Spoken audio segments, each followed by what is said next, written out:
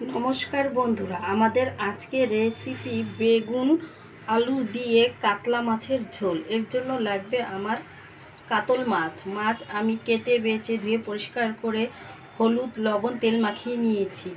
আর নিয়েছি বেগুন আলু, পেঁয়াজ কুচি, আদা রসুন পেস্ট, দারচিনি, এলাচ।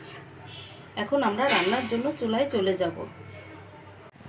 বন্ধুরা, চুলায় আমি একটি প্যান বসিয়ে গরম করে নিয়েছি। এতে দিয়ে দেবো আমি পরিমাণ মতো তেল।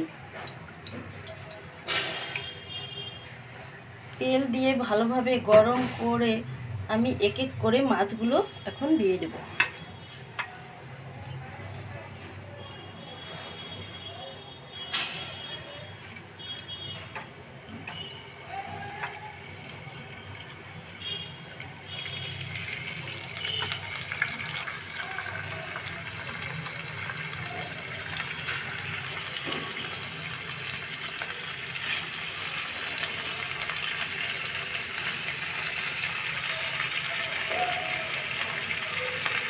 মাছগুলো দিয়ে আমি উল্টিয়ে পাল্টিয়ে ভালোভাবে লাল লাল করে ভেজে নেব। এপিঠ ওপিঠ একটু সময় নিয়ে ভাজবো বন্ধুরা।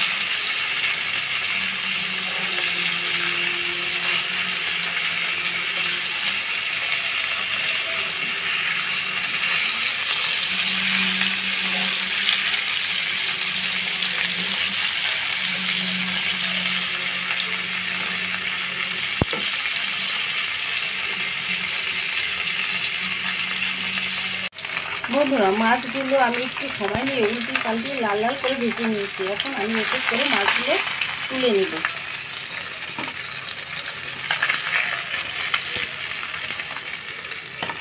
এভাবে আমি সব মাছগুলো তুলে নেব। এই মাছ ভাজার তেলে আমি দিয়ে দেবো জিরা ফোড়ন, দিয়ে দেবো পেঁয়াজ কুচি, আদা রসুন পেস্ট, দারচিনি, এলাচ।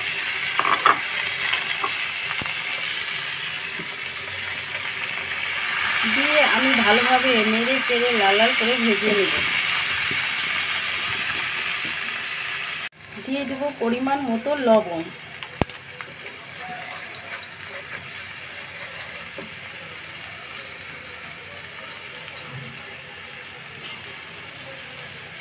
দিয়ে দেবো হলুদের গুঁড়া,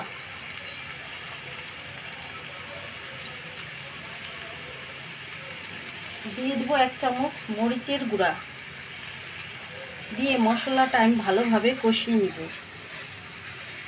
কষিয়ে এর মধ্যে আমি আলু বেগুন দিয়ে দেব।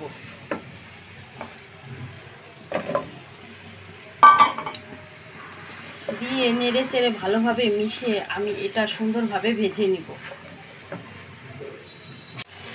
বন্ধুরা, আমি একটু সময় নিয়ে এটা ভালোভাবে ভেজে নিয়েছি। এখন এর মধ্যে দিয়ে দেবো ঝোলের জন্য পরিমাণ মতো জল।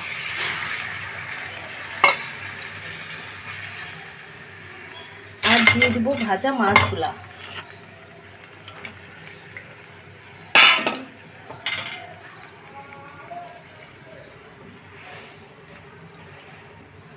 দিয়ে আমি নেড়ে চেড়ে ভালোভাবে মিশিয়ে একটা ঢাকনা দিয়ে ঢেকে রান্না করব 20 মিনিট।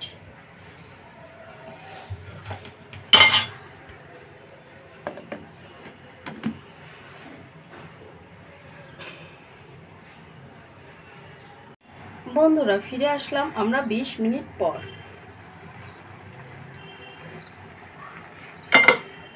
দেখুন বন্ধুরা, ঝোলের কালারটা কি সুন্দর এসেছে। এখন আমি এতে দিয়ে দেব ভাজা জিরার গুঁড়া।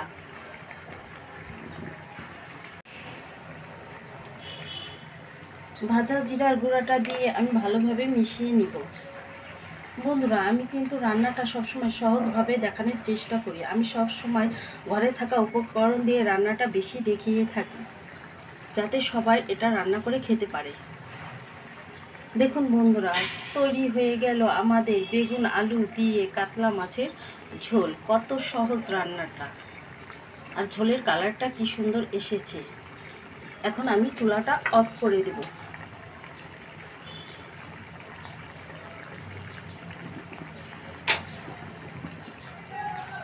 হয়ে গেল বন্ধুরা আমাদের বেগুন আলু দিয়ে কাতলা মাছের ঝোলের রেসিপি। রান্নাটা কত সহজ, খেতেও অনেক মজা বন্ধুরা। আপনারা একবার হলেও বাসায় এভাবে রান্না করে খেয়ে আমাকে জানাবেন। আর যারা ইউটিউব থেকে দেখছেন তারা আমাকে সাবস্ক্রাইব এবং লাইক করে দিবেন।